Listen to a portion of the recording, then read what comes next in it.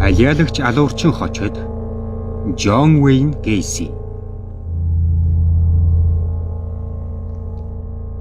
1942 оны 3 дугаар сарын 17-ны өдөр Иллинойс мужийн Чикаго хотод мэндэлсэн Джон Гейси бага насндаа архины хамааралтай эцэгтэй зодуулж эцэг эхийнхээ найзуудад хүчирхийлүүлдэг байсан нь хожим Америкийн нийгмийг цочроосон цуврал алуурчин болох үндэс болсон гэдэг.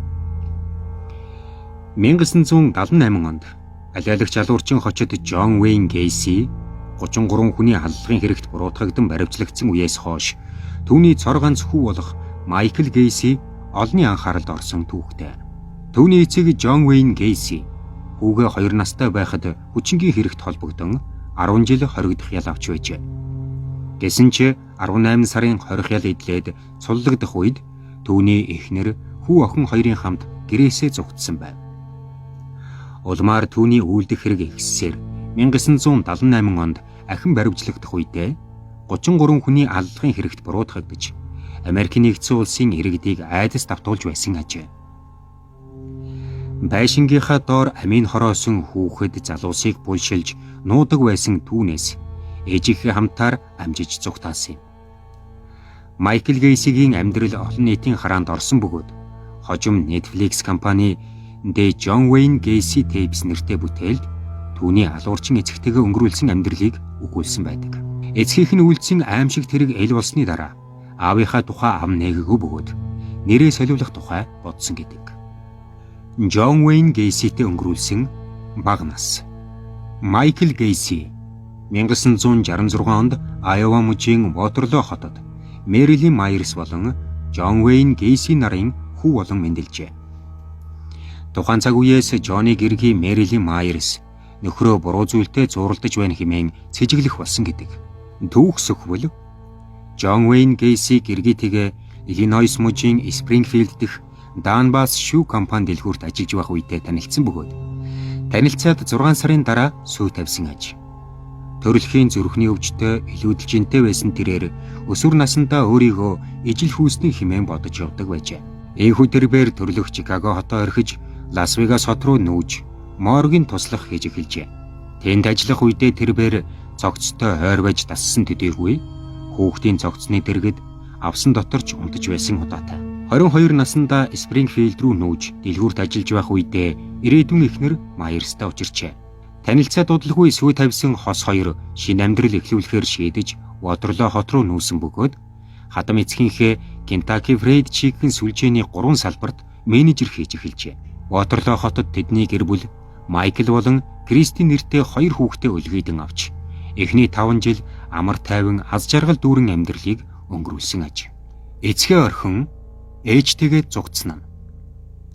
Ээнхүү сайн эцэг халамжтай нөхөр болж өөрийн гисэн гэр бүлийг зохиосон нь ижил хүүсний хэмээн гэрээсээ явсан хүүгээ өршөөхөд түүний эцэгт хангалттай байв. Харин Джон Гейси Вотерлоо хот дахь залуу үеийнхэнд өөрсдийн туршлагыг хуваалцах зорилготой Америкийн нэгдсэн улсын жуниор холбооны гишүүн болж залуустай нийлж согтууруулах ундаа хэрэглэж хар тамхи татан цагийг зугаацаж өнгөрүүлэх болсон байв.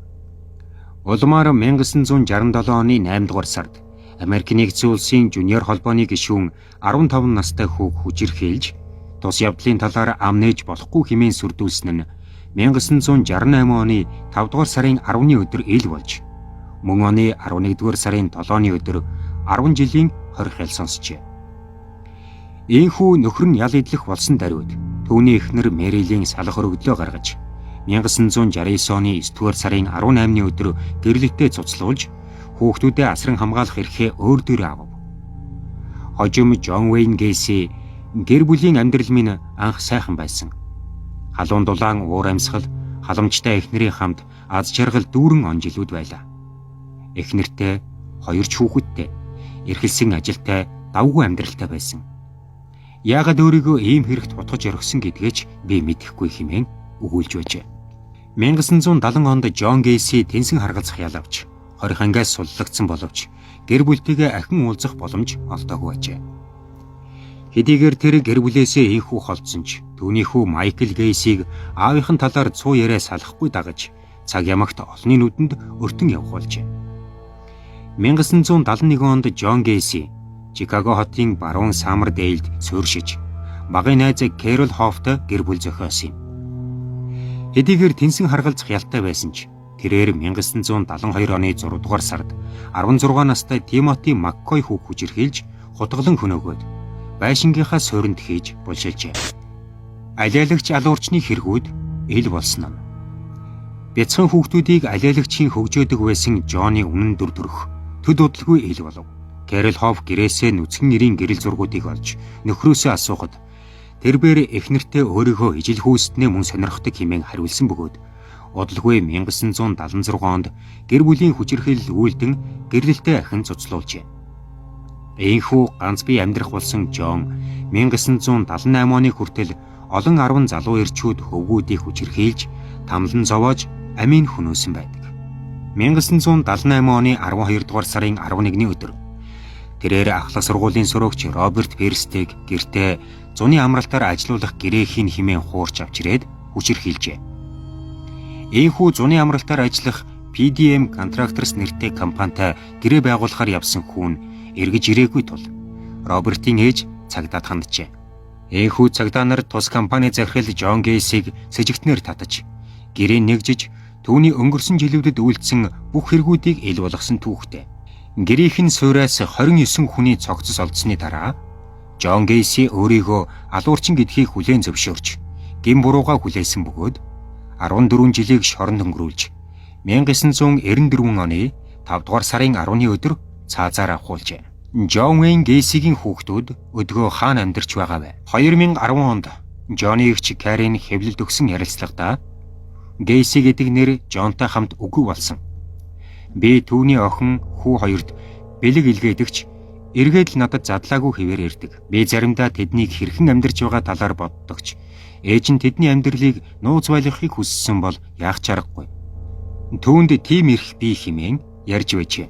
Джоны 2 дахь гэргийн Кэрол Хофф мөн олон нийтэд нөхрийнхөө талаар ам нээж байгаагүй бол түүний анхны эхнэр Мэрилин Майерс ахин гэр бүл зохиосон ажээ. Хэдийгээр түүний хувьд хүн төрлөختний түүхэнд гарсан хамгийн харгас алуурчдын нэгний хүү гэх үннээс зугтаж чадахгүй боловч түүний амьдралыг сонирхсон олонний нүднээс далд амьдрах нь Майкл Гейсигийн хувьд хамгийн зөв шийдвэр гэдэг нь эргэлзээгүй үзээ.